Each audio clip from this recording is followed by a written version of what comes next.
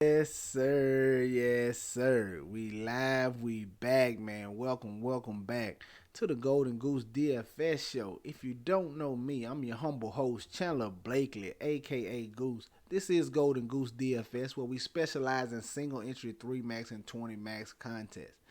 But hey, have no fear. If those not your particular type contest, it's still one of the best spots you can be, man. It does not matter if you're a 150 max or cash game player, double up, I don't know, whatever your case may be. This is one of the best spots for you. The play is going to be on point. The content's going to be on point every week. Trust me, you want to hit that subscribe button. Definitely turn that notification bells on so you know when the content drops. And also, do me one small favor, hit that like button. It's greatly appreciated. It helps us grow over here, and I appreciate you. Thank you for tuning in. This is my third and goal series, so you know I got three running backs queued up for you. Let's talk about it. Y'all know I don't like to hold you long. At the running back position this week, man, it's actually kind of loaded. There's a lot of plays you can go to. Some in some tough spots, but if you're not afraid of defenses, it's guys that's gonna have the touches in solid spots that could be quite possibly gonna be low on. Let's get into a couple plays I like. Now, if you're talking pay up option this week, just starting out, Christian McCaffrey is gonna be a no for me, and I'll tell you why, man. Just the price tag, the matchup, the heavy favorites, they're at home. And they want to limit Christian McCaffrey's touches. They already said it early on in the season, man. They don't want to overwork him if they don't have to. They want to keep him fresh, save him for that playoff run. I'm not gonna get to them at 9,200 for that simple fact. They're like 14-point favorites here, man. If they get up big and they don't really need Christian McCaffrey, they're gonna get him up out of there.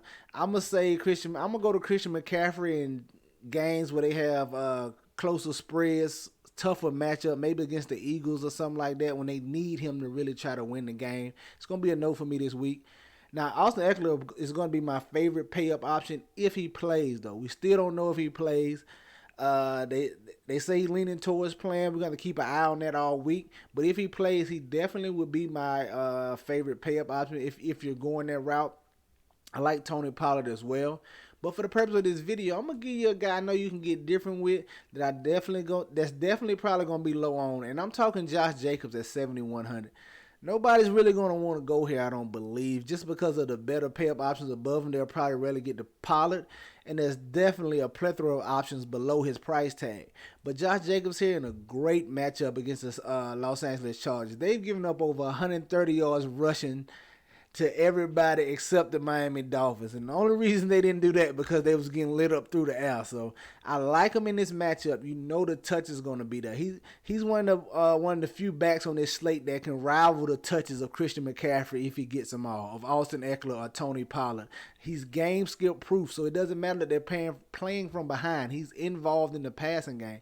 But I really think you see a spark from this Raiders offense here is they possibly going to lean to the running game a little more if Brian Hoyer gets to start like I think he will. Should be no Jimmy G in this spot. We've seen the league with their concussion protocol this week. Once you get in there, it's seeming like you're guaranteed to miss the next week.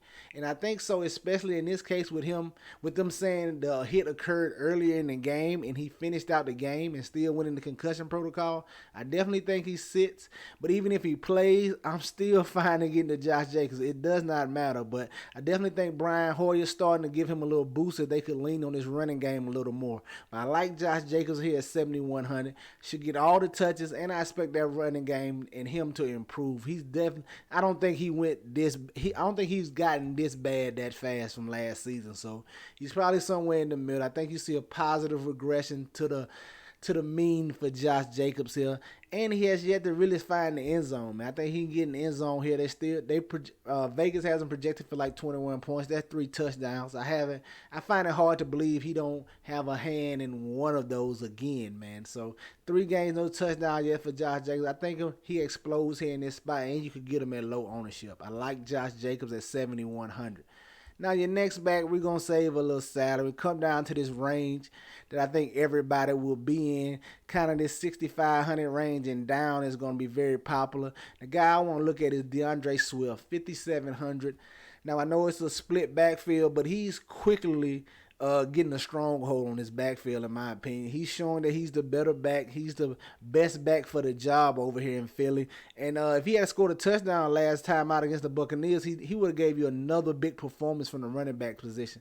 I think this is his spot. They're a big favorite here against the Commanders at home. He should get plenty of carries, man. I think he can see 20 touches in here, and I think he could fall in the end zone for us. I like him at 5,700. I'm not really worried about Gainwell that much. It is a slight concern. He could vote you a touchdown or something like that. But I think DeAndre Swift is quickly becoming a guy. And with them being heavy favorites here in this spot, I have a feeling there'll be plenty of rush attempts to go around. I like getting the DeAndre Swift here at 5,700. Now, my last play, man, we're going to go down a little cheaper. I told you yesterday on my quarterbacks video, you'll hear more about them, and you are. If you haven't watched my quarterback video, man, go on over there and check that out. Cam Akers at 4,900. Listen, this is one of these spots I'm just trying to be first to the party. It pays to be first to the party in any DFS sport there is, all right? Because once they have that blow-up game, it is over with. Once he has a big game or Josh Jacobs have a big game, it is over with. All the ownership is going to flock there next week. You won't get him at that low ownership again. I think this could be a spot for Cam Akers right here that you can get at super low ownership in a matchup against the Carolina Panthers, whose defense is giving up 136 yards rushing per game, man.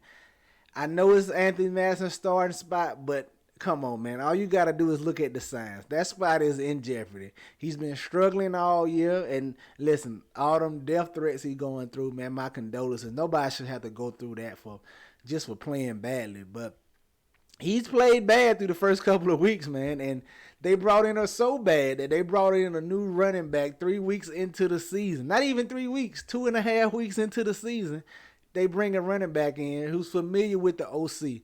I think this is at least 60-40 off top to start. I think it's 60-40, if not 50-50. There's no way they go out and get this guy 2.5 weeks in the season just to come to this spot here. Great spot against the Carolina Panthers. They should be up big here, even though it's a 3.5 point favorite. That's just because they're playing in Carolina. I can easily see Minnesota getting up big and running the ball out here. But I think you get 10 to 12 touches from Cam Akers. I don't think they go out and bring him in. He's had a full week of practice. I don't think they go out and bring him in just to give him 2 touches here in this spot.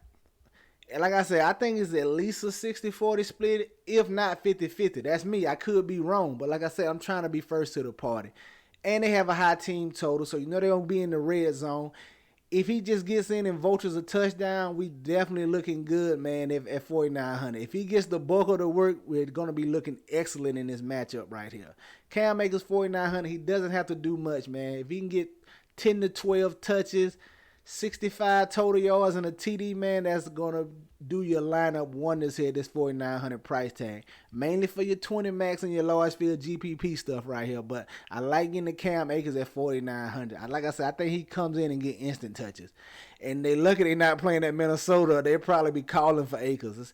Especially if Madison gets in and struggles early with his first couple of carries, there's no telling how much Cam Akers we can see in this spot. But I'm willing to pay to find out, trying to be first to the party. I like him here in your 20 max formats. All right, there you have it, your 3 running backs this week: Josh Jacobs, DeAndre Swift, and Cam Akers. Man, any questions, comments, or concerns, leave them down below. Talk to me. I talk back, man. And if you want complete access to my entire player pool, my live stream before lock, one-on-one consultations helping you with your lineups and strategies, man, the Patreon link is down below.